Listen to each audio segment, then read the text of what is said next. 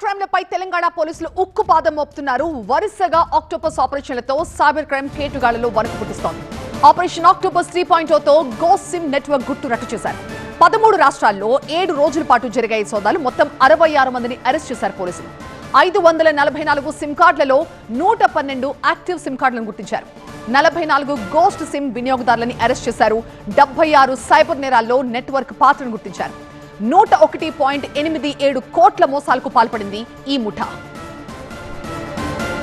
Ghost SIM network పై Hyderabad CP Sajjanar కీలక విషయాలు చెప్పారు. ఒకరి పేరుతో సిమ్ తీసుకుని మరొకరికిస్తున్న వివిధ టెలికాం కంపెనీల ఆపరేటర్లను అరెస్ట్ చేసినట్టుగా తెలిపారు.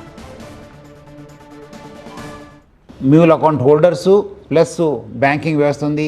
ముఖ్యంగా ఇంకోటి నెట్వర్క్ గోస్ట్ సిమ్ నెట్వర్క్.